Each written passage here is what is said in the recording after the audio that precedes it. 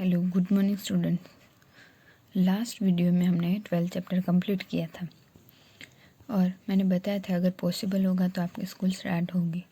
तो हम हमारा आज का पोर्शन कंप्लीट करने के बाद नेक्स्ट पोर्शन हम अगर स्कूल स्टार्ट होगी तो वहाँ पे कंटिन्यू करेंगे, नहीं तो ऑनलाइन सेक्शन में। तो आज हम एक न्यू चैप्टर स्टार्ट करेंगे, chapter 13 motion and time. Motion के बारे में तो आप सब जानते होंगे, आप सब ने 6th स्टैंडर्ड में डिफरेंट टाइप्स ऑफ मोशन के बारे में पढ़ा था। You learn that motion could be along a straight line, it could be circular और पेरियोडिक। यानी कि स्ट्रेट लाइन जो सर्कुलर मोशन होते हैं वो राउंड में सर्कल में मोशन करते हैं। पीरियोडिक यानी period time to time motion करते हैं, उसे पीरियोडिक कहते हैं। और स्ट्रेट लाइन होते हैं उसे रेक्टेंगुलर मोशन कहते हैं। जो आप इन सारे मोशन के बारे में जानते हो और आपको यहाँ पे जो टेक्स्ट बुक में टेबल दिया हुआ है वो आपको फिलअप करना है इन सारे मोशन के हिसाब से, और ये एक बार रिकॉल करना है आप। इसलिए open your text book, page number 143। यहाँ पे जो आपको टेबल दिया है वो आपको उस हिसाब से फिलअप करना है, ओके। उसके बाद आता है फास्ट एंड स्लो। स्लो किसे कहते हैं और फास्ट किसे कहते हैं? तो अगर कोई भी ऐसे इवन सम व्हीकल में मूव फास्टर और slower are different times. Different time में दो सेम व्हीकल फास्टर होते हैं और स्लोवर भी हो सकते हैं। आपको उस 10 ऑब्जेक्ट के moving along a straight path में जो मूव कर रहे हैं ऐसे 10 ऑब्जेक्ट के आपको लिस्ट बनाना है और उसे उसके मोशन के हिसाब से ऑब्जेक्ट को स्लो है या फास्ट है उसमें डिवाइड करना है, ग्रुप बनाना है, okay. If vehicle are moving on a road in the same direction, अगर व्हीकल सेम डायरेक्शन में रोड पे मूविंग हो रहे हैं, we can easily tell which one of them is moving faster than और द अदर। और तब हम उसे इजीली बता सकते हैं ये फास्टर है ये और ये स्लोवर है। But let us look at the motion of vehicle moving on a road. उसके लिए यहाँ पे एक एक्टिविटी दी हुई है जो आपको रीड करनी है और ऑब्जर्व करनी है, okay. The distance moved by object in a given interval of time can help us to decide which one of is faster or slower. For example, imagine that you have gone to see of your friends at the bus stand.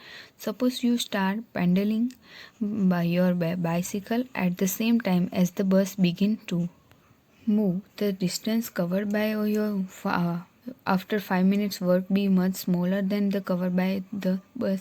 क्या same होगा आपके bicycle का और बस का distance cover किया हुआ?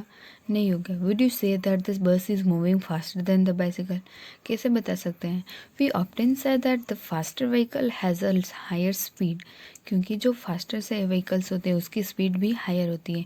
इन 100 meters race it is easy to decide whose speed is the highest. अगर 100 मीटर की रेस होती है तो उसमें स्पीड डिसाइड करना इजी होता है।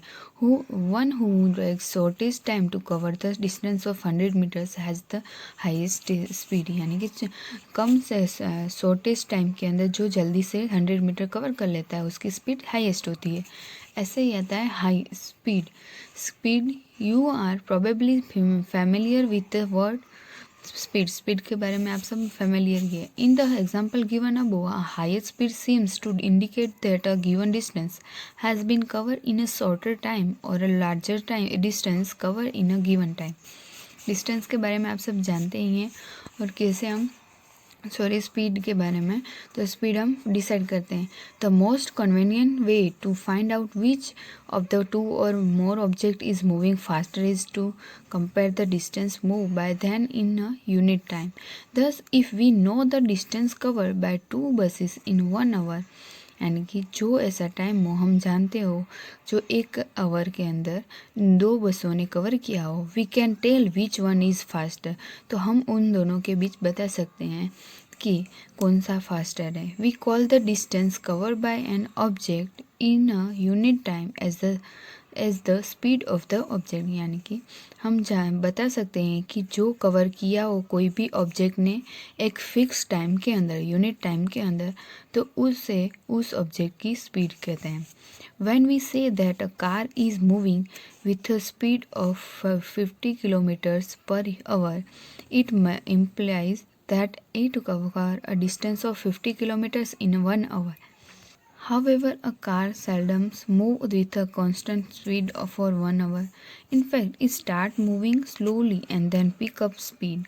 So when we say that the car has a speed of 50 kilometers per hour, तो हम बता सकते हैं कि उस कार की स्पीड 50 किलोमीटर से 1 आवर के अंदर. We usually consider only the total distance covered by its in a 1 hour. इसलिए हम यूजुअली जो टोटल डिस्टेंस कवर किया जाता है 1 आवर के अंदर वही हम उसे कंसिडर करते हैं. We do not whether the car has been moving with a constant speed और नॉट ड्यूरिंग दैट आवर. हम उस टाइम पे वो कांस्टेंट स्पीड में चल रही है या नहीं चल रही है उस हिसाब से उसे कैलकुलेट नहीं करते हैं. बट उसने 1 आवर के अंदर यानी कि फिक्स टाइम के अंदर कितना डिस्टेंस कवर किया उसका जो रेशियो होता है उसे हम स्पीड कहते हैं. The speed calculated here is actually the average speed of the car. तो हम जो स्पीड होती है उसे हम कैसे एवरेज कैलकुलेट करते हैं कि जो कार की एवरेज स्पीड होती है उसे उस कार की स्पीड कहते हैं.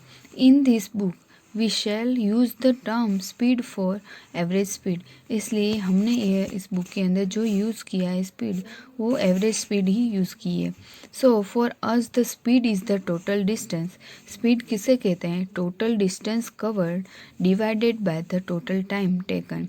जितना टोटल डिस्टेंस कवर किया हो और उससे टोटल टाइम जिसने जितना लिया हो उससे डिवाइड करने के बाद जो मिलता है उसे स्पीड कहते हैं.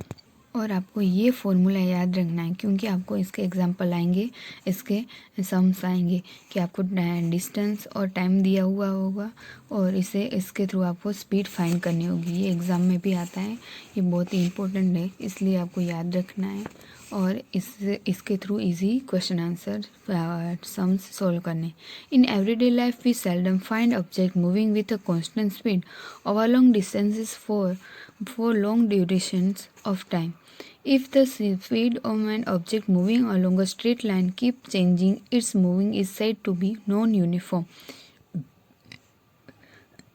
अगर स्ट्रेट लाइन में कोई भी ऑब्जेक्ट मूव कर रहा है और उसका मोशन जो होता है वो सेम नहीं होता है हर टाइम टू टाइम तो उसे नॉन यूनिफॉर्म कहते हैं.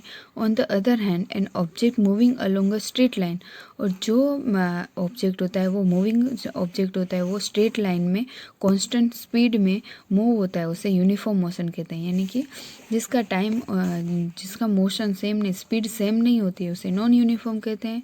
और जिसकी स्ट्रेट लाइन में स्पीड सेम होती है हर टाइम उसे यूनिफॉर्म मोशन कहते हैं. In this case the average speed is the same as the actual speed. और जो एक्चुअल एवरेज स्पीड होती है वो उस ऑब्जेक्ट की एक्चुअल स्पीड होती है. We can determine the speed of a given object once we can measure the time taken by it to cover a certain distance. Class 6 में आपने पढ़ा था कि डिस्टेंस कैसे मेजर करते हैं. तो डिस्टेंस किसके थ्रू हम मेजर कर रहे थे? किलोमीटर के थ्रू, मीटर के थ्रू, उस हिसाब से हम मेज़र कर रहे थे. अगर याद नहीं हो तो आप 6 स्टैंडर्ड का बुक लेके फिर से रीड कर सकते हो. ओके. उसके बाद आता है मेज़रमेंट ऑफ टाइम. टाइम कैसे मेज़र करते हैं? तो टाइम तो आप सबको पता ही होगा. If you did not have a clock, पहले क्लॉक नहीं थे तो टाइम टू हमको डे को देख के यानी कि सन को देख के डिसाइड किया जाता था कि time. Have you ever wondered how our elders could be the approximate time of the day by just looking at shadows. वो अपने शेडो के थ्रू, हमारे जो एल्डर्स थे वो शेडो के थ्रू अप्रोक्सीमेट टाइम निकालते थे. How do we measure time intervals of a month, year? कैसे टाइम और ईयर का, मंथ और ईयर के टाइम मेज़र करते होंगे? Our ancestors noticed that many events in nature repeats themselves after definite intervals of time. For example, they found that the sun rises every day in the morning. The time between one sunrise and the next was called a day. Similarly, a month was measured by from one new moon to the next, यानी कि पूनम के बाद month new start होता है तो वो new moon next month कहते हैं। और ऐसे ही जब सनराइज होता है तो उसे नेक्स्ट डे कहते हैं। और a year was fixed as the time taken by the earth to complete one revolution of that sun. और जैसे ही अर्थ एक रिवोल्यूशन कंप्लीट करती है सन के अराउंड तो 1 ईयर कंप्लीट होता है। ऐसे हमारे एल्डर्स उसे डिफाइन करते थे टाइम को। Often we need to measure intervals of time which are much shorter than a day. Clocks और watches are perhaps the most common time measuring device. और क्लॉक और वॉच तो मोस्ट मेजरिंग डिवाइस है जो common है, हम उसे use करते हैं। द वर्किंग ऑफ, और उसके लिए have you ever wondered how clocks and watches measure time.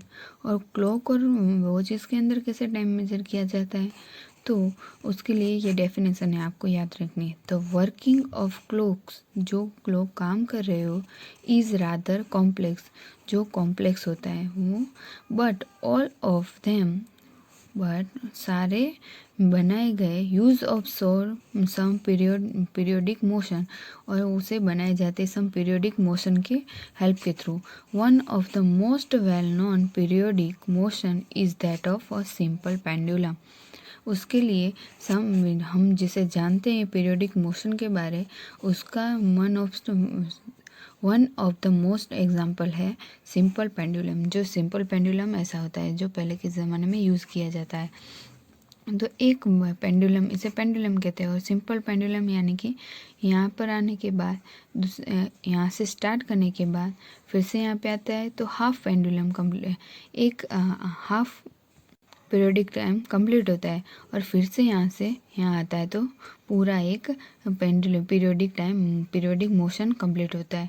तो ऐसे सिंपल पेंडुलम के थ्रू हम टाइम वॉच कर सकते हैं, देख सकते हैं। तो यहाँ पे आपको ये सिंपल पेंडुलम की डेफिनेशन जो है यहाँ से यहाँ तक वो आपको याद रखनी है, क्योंकि ये सिंपल पेंडुलम के डेफिनेशंस हमें एग्ज़ाम के अंदर भी आती है। तो इसके बाद वाला पोर्शन हम नेक्स्ट, अगर स्कूल स्टार्ट हो जाएगी तो स्कूल में, या तो ऑनलाइन सेक्शन में कंटिन्यू करेंगे। Okay, thank you.